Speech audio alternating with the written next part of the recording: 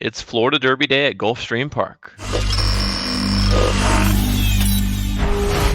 Trust the Profits is proud to be sponsored by Game of Silks. Go to silks.io to get in the game. Real ownership, real races, real rewards. Sure bet coffee. Hello, everyone. Welcome to another edition of the Pick 5 Player Show. I'm your host, Horse Guy Michael Pellerin. Today, we're not only sponsored by Silks, we're also sponsored by SureBet Coffee. So make sure you go to surebetcoffee.com. Use promo code TTP20, Trust the Profits 20 this week for 20% off, and put that giddy up in your cup.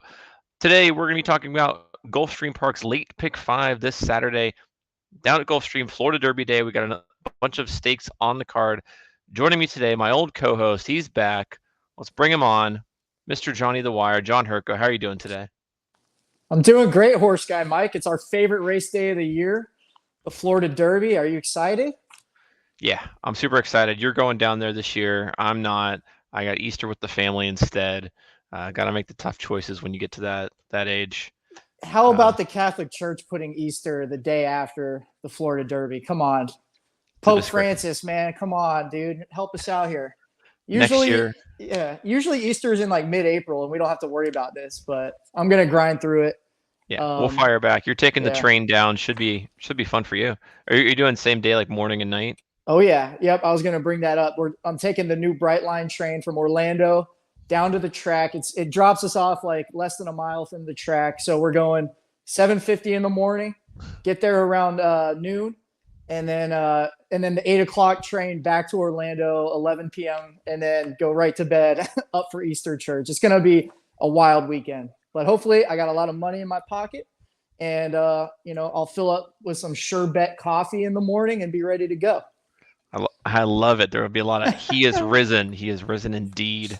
And Johnny Indeed the Wire. He has. That's what we say. Indeed he has. I don't know. Yes. Catholic I went to version. Catholic school, everyone. Yep. Okay. I know. All right. All right. So let's go ahead. We're going to be talking about late pick 5 starting in race 10.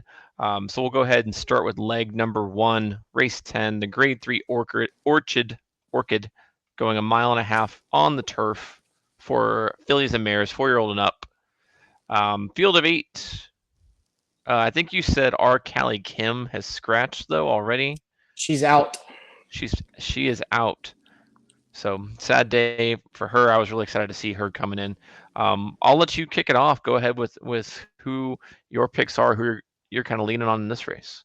Yeah, I think our Callie Kim, she was upset that our guy Tyler Gaffleone wasn't riding at Gulfstream. It's the end of an era, apparently. For 1 year. Yeah, that was something that was really stuck out at me for this year. I mean, Gaff's choosing to ride at Oaklawn, and he's a big Gulfstream guy. We've always celebrated him down at Gulfstream on the Florida Derby He won days. us the pick 6 with White Barrio. I know. We got our iconic Tyler Gaffleone bobbleheads that year. But he's at Oaklawn this year for some reason. I don't know. I think the reason is Florida Derby related, but we'll get there when we get to the big one. So for this one, I got 3 horses on my pick 5. And so when we did our handicapping, we didn't have the morning line. I was surprised to see La Mahana, the 1, is she the favorite or the second choice? I know she's 2-1. She's 2-1. I believe McCulloch is the favorite, 8-5. Okay. I wasn't expecting her odds to be that low. I wrote down worth a shot on my notes. She's a good horse. She got 3rd in a grade 1. I guess that's the best thing you could say about her. So she's coming out of some really good class, but she got 3rd, beaten 4.5 lengths, dropping down to a grade 3, first time in America. I don't know if I would like to take 2-1 on that, but definitely Christophe Clement, Joel Rosario, those were Gufos connections. So I think she's definitely a horse you got to put on your ticket. So I'm starting there with the 1, La Mahana. Yeah, and I agree. I mean, I've got her as well. I think she's the only horse that we have together in this race. So if she wins, that's the only way we both move on. Oh. But I like La Mahana. So you don't have McCulloch then, because I have McCulloch. I do. I thought you didn't have McCulloch. Did I give you the wrong number? You sent me one. Never mind. I might have given you the wrong number. I also wanted McCulloch. If I have the 5, I meant I wanted the 6. Okay. All right. Yeah. we'll fix it in post. Probably not, Yeah. but yeah, like La Mahana, like the connections here. Kind of a long layoff. This is an interesting spot to debut. So a lot of confidence there for Christophe Clement to come. First time running in America to go straight to a graded stakes race and a long graded stakes race too. This horse is used to running long distances, and that's something that not a lot of these horses here can say that they've run this far. I mean, last race, a mile and 3/4, mile and a half, mile and 9/16, mile and a half, mile and 3/4. So she definitely loves the distance.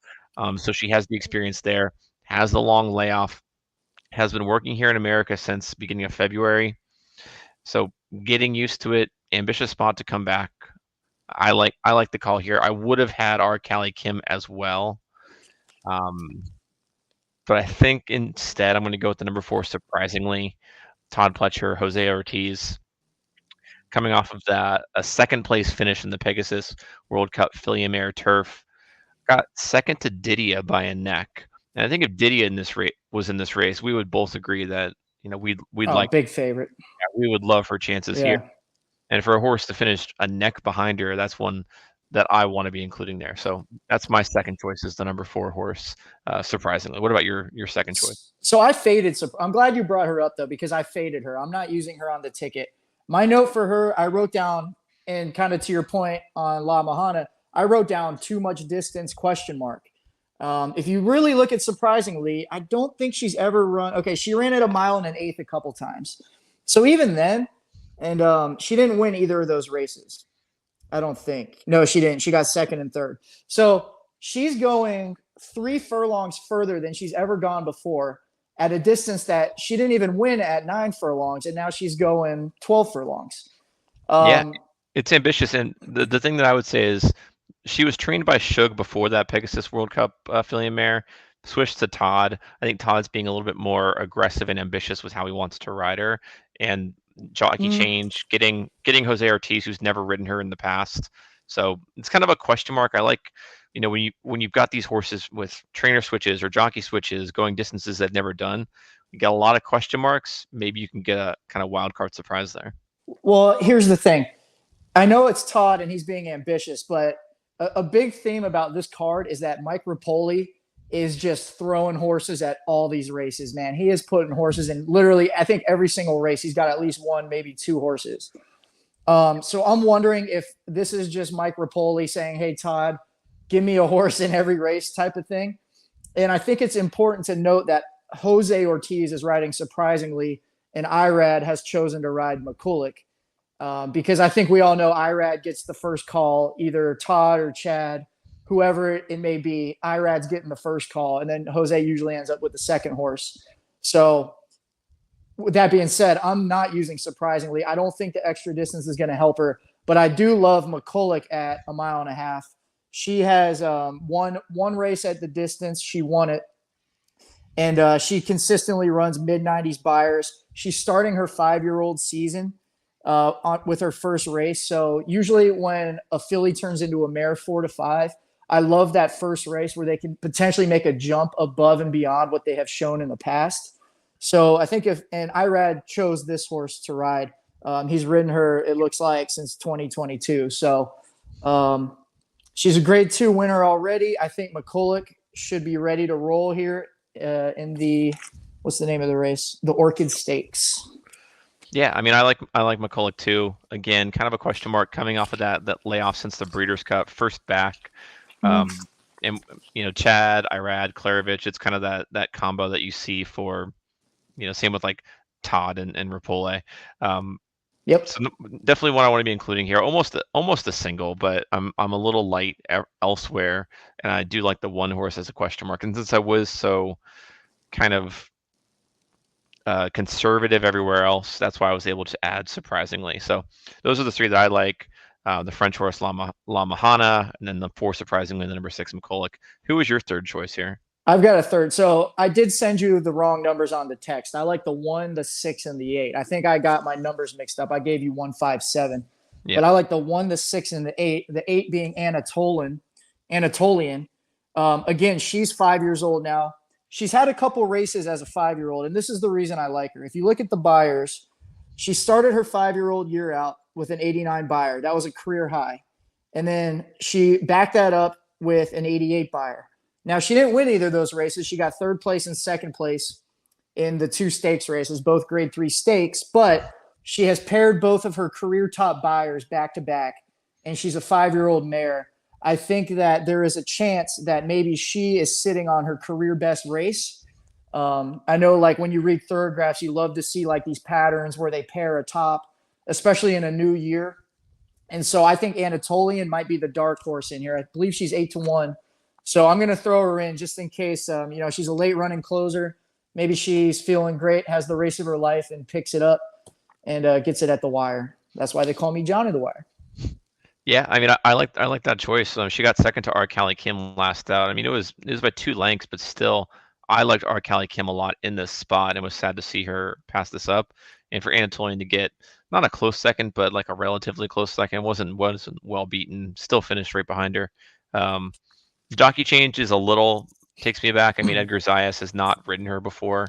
To go from Tyler Gaffleone, Luis Saez to then Edgar Zayas might be a little bit of a downgrade, but we'll see. I think definitely 8-1. You'll get more than that probably. I have one last point on the jockey. I actually circled it on the form. Maker and Zayas together win at 24% at Gulfstream Park. Granted, it's only 17 races, but they win at 24% with a 256 ROI. So positive money ROI when Zayas and Michael Maker get together. I think Anatolian is your dark horse to kick it off in the pick 5. All right, let's go ahead and move on to leg number 2 then, race 11. The grade 2 Gulfstream Park Oaks going 1 1/16 on the dirt. Points for the Kentucky Oaks. A lot of 3-year-old fillies coming in here. I went fairly late in this race. I went 2 deep, you went 3 deep. Give me your first initial thoughts on this. Well, this is Chalkstream Park, right? Do you like Ways and Means or do you not like Ways and Means? Because if she's the pick, she's going to win. Or if she shows up and it's Chalkstream Park, she's going to win. If not, I feel like it opens up for a lot of other horses. So I went 3 deep and I'm fading Ways and Means. I think to me that's the story of this race, or the question surrounding this race. Can Ways and Means come off that long layoff? Never gone 2 turns before. She ran an 83 buyer last time. Granted, it was it was on a fast track. I thought it was in the slot. So her buyers decreased. She's 7 months on 8 months on a layoff, 6 months on a layoff. She's by Practical Joke, who's not necessarily known as a great distance sire. I think she's ultimately going to be like a 1-turn sprinter, like maybe the Test Stakes later in the summer. So I'm just going to fade Ways and Means. This is my time to take a stand. I'm going against the big favorite here. And I'm assuming you used her. So do you have any thoughts on that?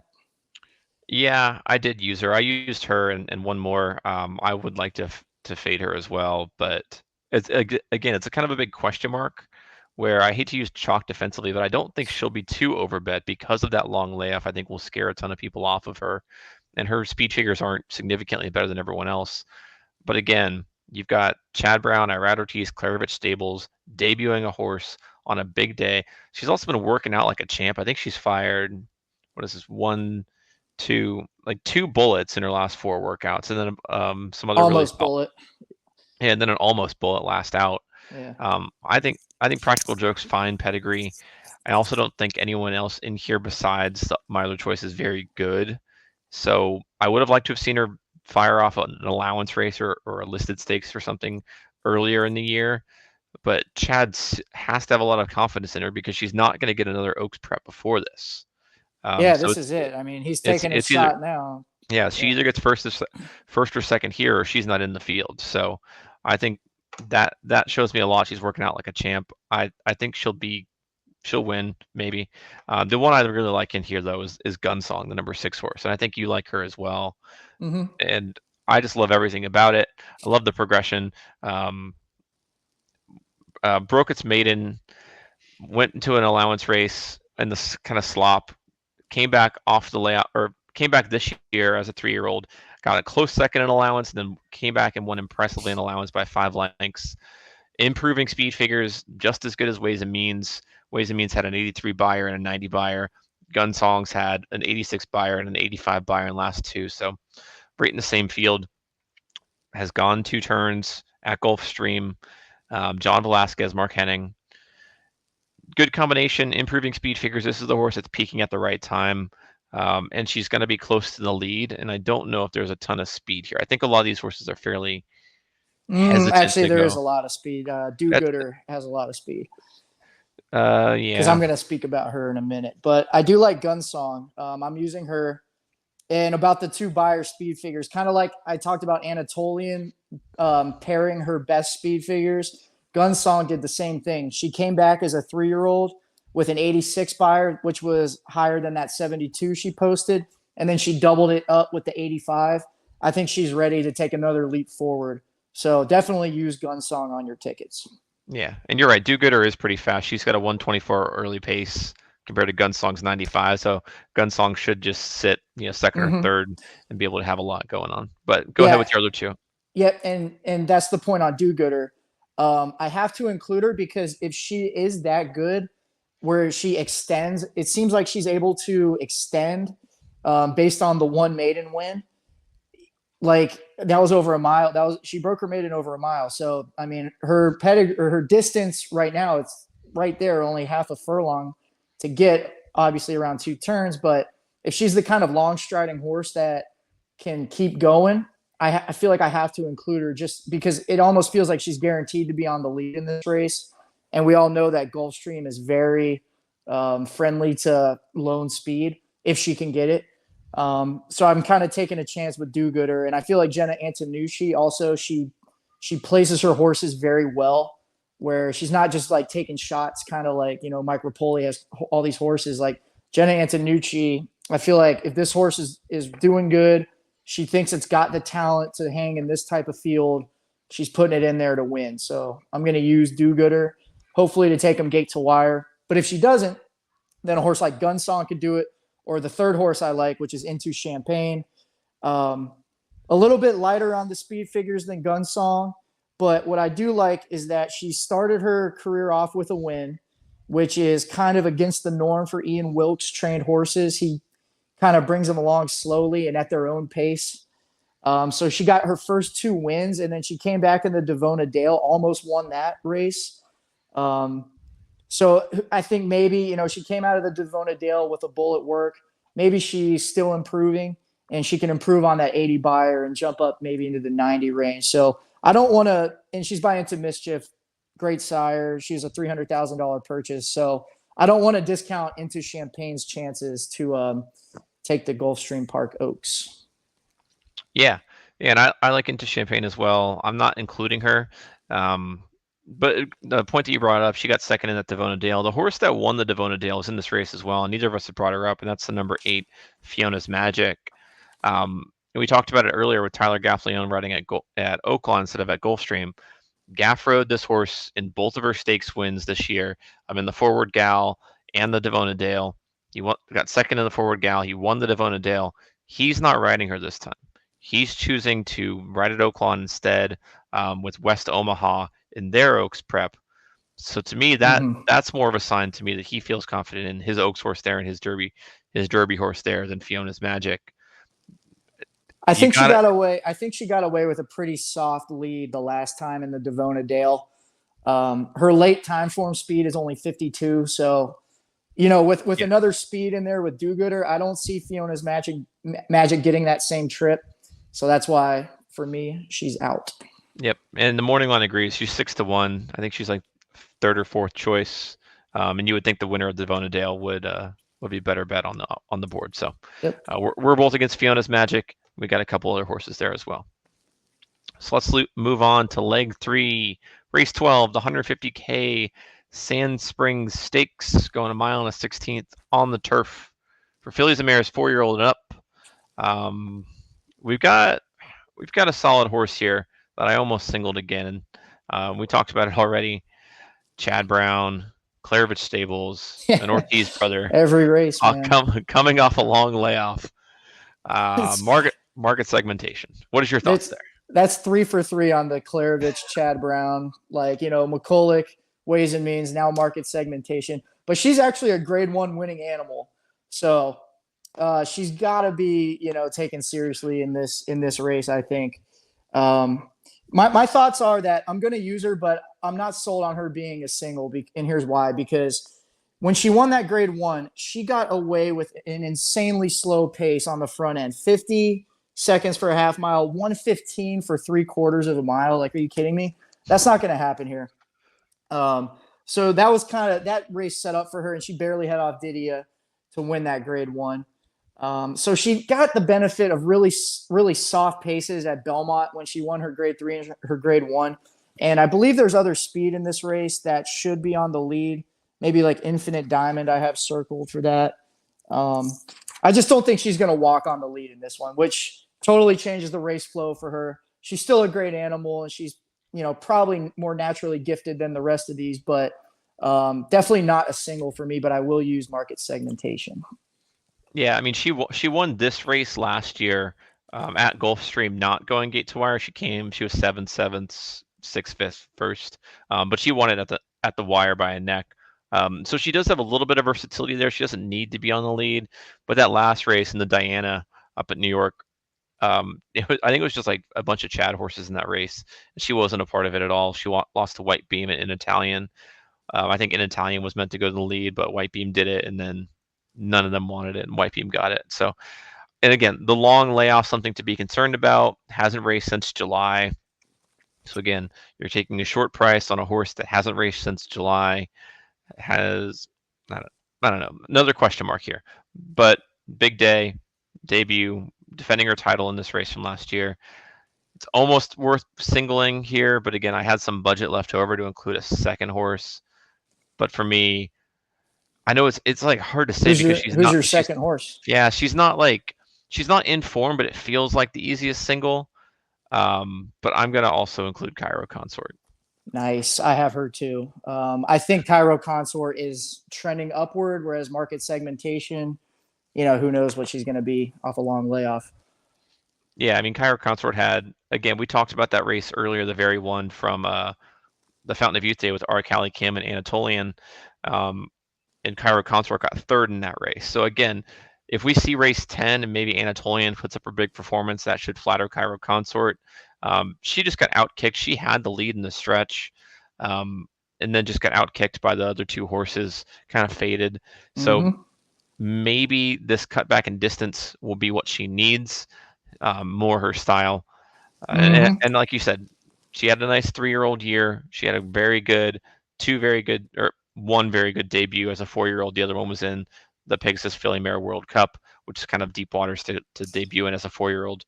So those are the two I'm going to go with. No one else here really impressed me. I mean, like you said, Infinite Diamond, Beach Nut Trophy, they're front runners. They might get away with the loose lead, but like you said, there could be a fast pace. I want a horse coming from off the pace with some versatility. Yeah, I really love what Cairo Consort did in those first two races. I've been talking about those paired buyers. She came back as a 4-year-old with an 89. Even though she got 10th place in that Pegasus World Cup Filly Mare Turf, she only lost by 3 3/4 of length. So they were pretty bunched up there in that race. So that really wasn't as bad, I don't think, as it looked. And then I love the point you made about her in the lead, turning for home in the very one, and now she's cutting back in distance. It's the exact opposite trip as Surprisingly, who's like extending. She's cutting back when she had the lead. I think Cairo Consort is very live in this one for Mike Ripoli. Yeah, absolutely. Yeah. So let me move on. I do have two more other horses, though. I went deep in this leg.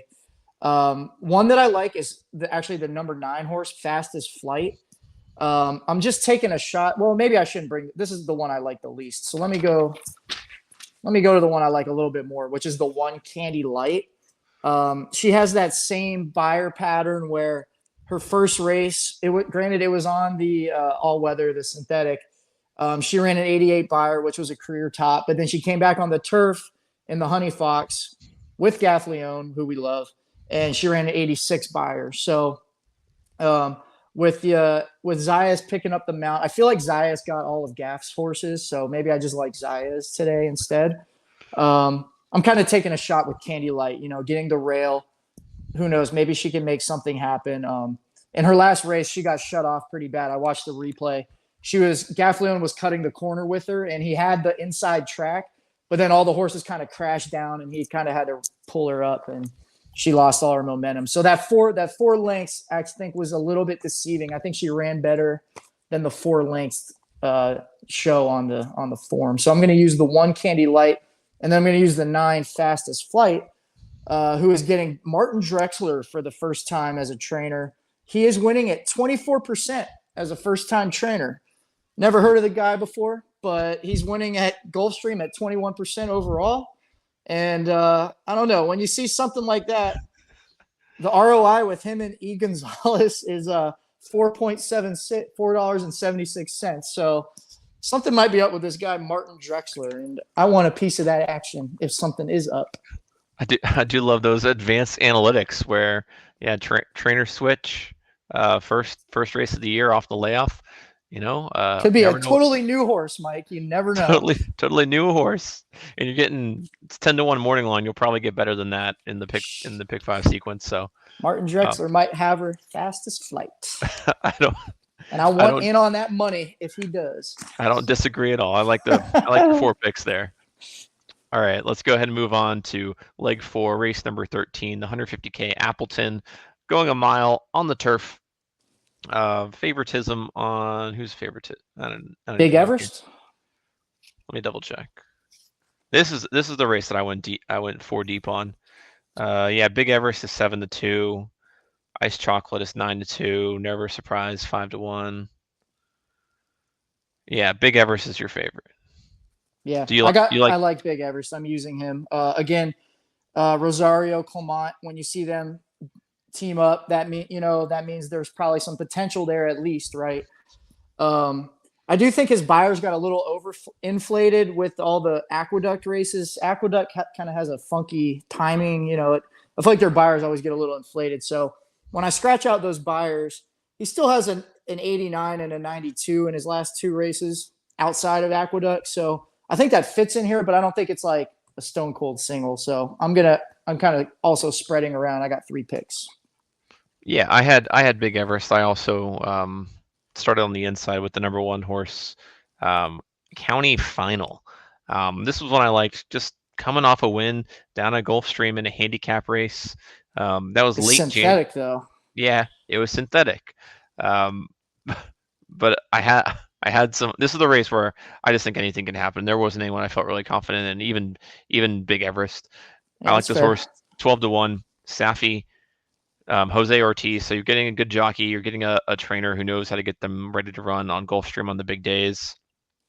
Coming off of a win, coming off of an impressive. What was the buyer for that? 96 buyer, 95 buyer. Speed figures look really good for this horse. So yes, it was on the all-weather. Last 3 races were on the all-weather, but has experience on turf. Had a 101 buyer on turf at Kentucky Downs, which is kind of a funky track, but won that race by four lengths. So anything can happen. This horse has talent. I guess you never know. Yeah, 12-1. Definitely one I want to be included. I might include him on my pick 6, Mike. That's only 20 cents. I might do that. County Final. There we go. And then moving to the inside, the number 3 horse, Ice Chocolat, who got 3rd in that Canadian turf at Gulfstream on Fountain of Youth Day. Mark Casse, Paco Lopez, jockey switch. The buyers are all kind of mid-range. There's nothing to be excited about, but 2-back did win an allowance at Gulfstream, so maybe he just needed kind of won the allowance, first stakes race, now second stakes race might be the time where he can perform. So we'll see. Ice Chocolat burned me. I think I bet him last time. He got 3rd place, so I'm out on Ice Chocolat. But I do like the other Mark Casse in here. I don't have the numbers in front of me, but his lucky score. What number is he? Number 7, lucky score. Number 7. All right. What is it about lucky score that you're liking? Well, first of all, he ran in the Breeders' Cup Mile, and he got a 101 buyer, and he only finished 2 1/4 lengths off the lead behind Master of the Seas and Maj, 2 of the best turf horses going a mile in the world. I kind of like that. Is that good enough? Yeah, I mean, he got 7th place, but 2.5 lengths is 2.5 lengths, dude. That's flying. And I know he came back with the 85, but that was a 6.5 furlong turf sprint. It was good. He just had a bad day, whatever. So they got him out of California, brought him back to Florida. He fired a bullet over the Tapeta training track. I think he's live. And also Cassian Vasquez, they win at 20% together, but he's used him 20 times. Whereas if you look at Ice Chocolate, he's only used Paco Lopez 8 times. So that tells me that Lucky Score is actually Mark Cassie's top horse, not Ice Chocolate. Sorry to cool your chocolate down there, Mikey boy, but Lucky Score is the one for me. And I got one more. No, that's a good angle. I do like it. I mean, it is a big class drop. He was racing in consistent graded stakes, and now he's down to he's in ungraded a listed stakes. All right, what was the last one you got here? So how about you use Lucky Score and I'll use County Final? How about that? All right. My last one is kind of a no-no at Gulfstream Park on the 1 mile turf track. We've been doing this for a while, but you never should pick the outside horse, but I'm doing it here with Churchtown. He's coming off a pretty solid 92 buyer at Tampa. That was his first race as a 5-year-old. He got second in this race last year. In this race last year, actually heavily favored closers, and he almost went gate to wire on it. So he likes Gulfstream. He likes the distance. He's got 6 lifetime races at the distance, 1 win, 4 seconds. I like Roger Atfield. Like, he's kind of one of these trainers that gets a horse in form. And when he gets a horse in form, that thing could explode, when he points him to a race. Who's that horse that he had that won the mile last year at Keeneland? He beat Up to the Mark. I can't think of his name right now. Oh, yeah, I don't know either. Was it Cheryl Spite? No, it was a different one. No. Anyway, he could train a horse to get them to improve. So I don't really care so much that the horse has got a 4th place at Tampa. He's cutting back from a mile and a 16th. I think he likes that mile trip better. So hopefully he works out something from the far outside, but I'll throw Churchtown on there. And it's Easter Sunday, right? Or Easter weekend. So we're all going to church. Yeah, you got to have a Catholic angle while you're down there for Easter weekend. No, I like that pick. I mean, that was a good race at Tampa that he got 4th in. I think I chose him that day as part of my ticket. Burned me a little bit, but the horse that that race. The horse that won that race is very good. Never Explain. So about Siege of Boston. Isn't that horse supposed to be pretty good? Yeah. So there's some good horses there at Tampa on that big day. The last horse that I included, though, was a 5-horse, Never Surprised. And the thing that I liked about this horse, there is a lot of like EP style horses in this race, but not a lot of true gate to wire horses. And Never Surprised has that 117 early speed figure on time for him. He's a pure E8 horse. So I think he and Big Everest are the 2 that are going to lock up front. So we'll see if they get too much pressure there. But I think the 2 of them, I think they might set it up where they're just going to be too far ahead of everyone else, and it's going to be one or the 2 of them. So potentially, you're going to get a better price on Never Surprised at 5-1 compared to 7-2 on Big Everest. Now, I'm not using Never Surprising because this horse I feel like he was on the track to be great, right? Like, he ran in the Pegasus World Cup Invitational, got second behind Colonel Liam a couple years ago. But then he went away for 2 years almost, a year plus. So I just wonder if. And then he got second off a 2-year layoff. Yeah, he lost to Quality G, and that horse is not good, man. So I wonder if he's just not the same horse at that same level. And again, this is Rapoli, taking a shot. Like, hey, Toddy boy, who do we got for the big day? He's like, well, I got this horse, he got second, he's kind of coming off a big injury, coming off double ACL surgery. See, I'm just imagining it's going to be Chad and Klarovich and Tana Rapoli just taking turns in the winner's circle all day Saturday. Maybe it's just wishful thinking that it's going to be 7-5, 8-5s all along. This pick 5 is going to pay out $48. I'm going to get on the train down there to watch friggin' Todd and Chad just take all the races and lose all my money. That's all right. You just got to embrace it at some point. No.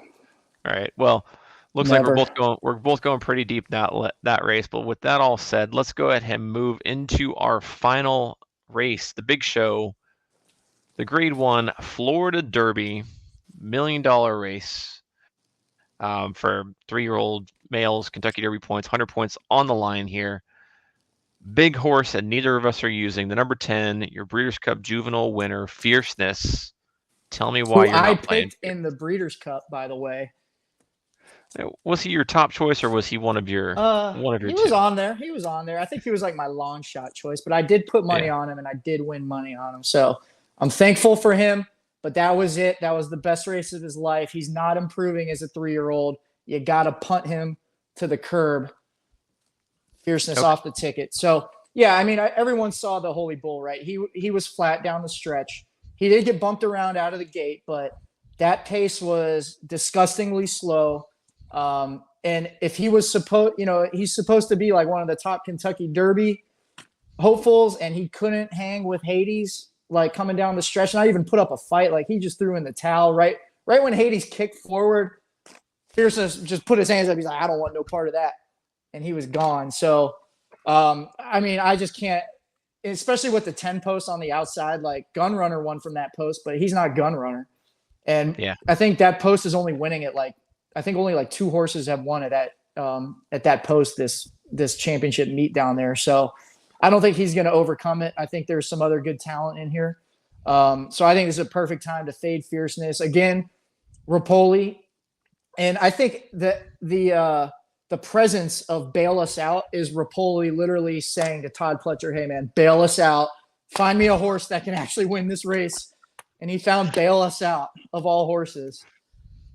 And so I think Rapoli knows the horse doesn't have it. I think Todd and Rapoli both know, because why would you have a second horse in here if that horse was Forte, Irad would be on him and he'd be the favorite and they'd be feeling great and they'd be making plans for the Derby, but they got another, they got bail us out in here. So nope, I'm against it all.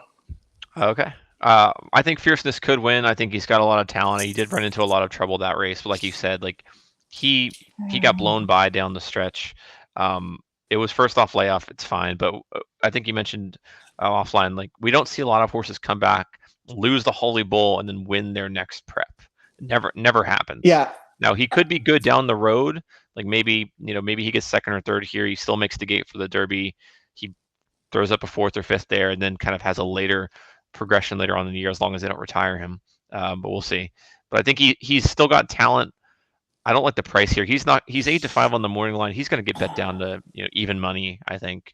Yeah, I think it's a great time. And if you watch that replay of the Holy Bull, like when him and Hades were next to each other, Hades was the bigger horse, man. Like I'm not sure Fierceness has even grown up like into a better athlete than he was back in November. That's what I'm mostly worried about. Like I just think the horse peaked in November. And I'm gonna bet like that. If you think like that, you got to bet like it. So not using him. Yeah, and I know you like Hades. So where we're going next? Yeah, because you're singling with our other horse that we like, but I'll talk a little bit about Hades because I do like Hades, and there's nothing to dislike about this horse except for maybe his breeding. His geldingness. Yeah, so he's a Florida bred by Awesome Slew, $4,000 stud fee, was bought for $130K. Probably not a ton of expectations for this horse, which explains why he was gelded. So he was gelded, he was a little bit studdish at the farm, and they gelded him and turned him into a completely different horse, and he's just been doing fantastic since then. I really want to love this horse because a horse like this who's gelded, no risk of being retired to stud after one Triple Crown race. There's nothing like that here. This horse is going to run for years, and I'm really excited to follow along. He's 3 for 3 lifetime. Broke his maiden 60 buyer, nothing to go home about there. Came back, allowance race at Gulfstream, 90 buyer there. Came back, Holy Bull, 90 buyer there. Won by 2. He paired the buyers up. He paired it, and that allowance race was incredible. He won it by 8 lengths, and then he won the Holy Bull by 2 lengths, and just love the confidence there. And like you said, like he passed Fierceness going down the lane, kind of just pulled away. He has the perfect style for this type of race. He's gonna get on the lead and just go. Distance might be a limitation. His pedigree might catch up to him, but he's going to get bet down due to that Holy Bull performance, but I still think we're going to get good value out of him. And I just want to cheer for this horse. Like I want to like this horse a lot. So Hades is going to be it for me. Hoping he can go 4 for 4 going into the Derby as kind of a Cinderella story. So I'm I with love you, Hades. man. Yeah, he's Central Florida bred. We're Central Florida bred. I mean, this is like our guy. Oh yeah, for sure. But I think we both agree on your single and my second choice here. That's the number 9 Conquest Warrior. Tell me about him. Oh yeah. So Conquest Warrior, let me flip to the page. Um, he also paired up his buyers. Granted, they were only 84, but he's a $1 million son of City of Light. Fierceness is also a son of City of Light, so it's kind of a wash there. But I do think that Conquest Warrior, maybe his dam side, has a little more stamina to him. He's a big, great, late running horse. When he broke his maiden in his second career race, I mean, he got totally pinched at the start. He was 6.5 lengths back behind the leader, and then when he turned for home on the home stretch, man, he hit the jets and he flew. And his late pace, I mean, he just ate up that whole field. And then he proved it again in the allowance race, going 9 furlongs. And it was kind of a similar story, but he was in a much better position because he got out of the gate. So turning from home, he was already in the lead, and then he just kicked clear and won by 5. So this horse can absolutely get the 9 furlongs. He's already proven it. And that was one thing in the research that you mentioned that I looked back at the winners of the Florida Derby and recent winners. And there were 3 recent winners that stood out to me, and one of them in particular. And they were Known Agenda, they were Always Dreaming, and Materiality. 3 Todd Pletcher horses. But what all 3 of them had in common was that they won at 9 furlongs before they raced in the Florida Derby. And I don't think any of them were in prep races. It was just 9 furlong allowance races winning the Florida Derby. And especially Known Agenda. I went back and looked at Known Agenda's buyers. So when Known Agenda won a 9 furlong allowance, he won it by 11 lengths. He got an 82 buyer. He came back that up with a 94 buyer in the Florida Derby and won the Florida Derby and went on to the Kentucky Derby. And I think he ended up winning the Belmont that year, right? Or am I thinking of someone else? Either way. I might be thinking of Mo Donegal, actually.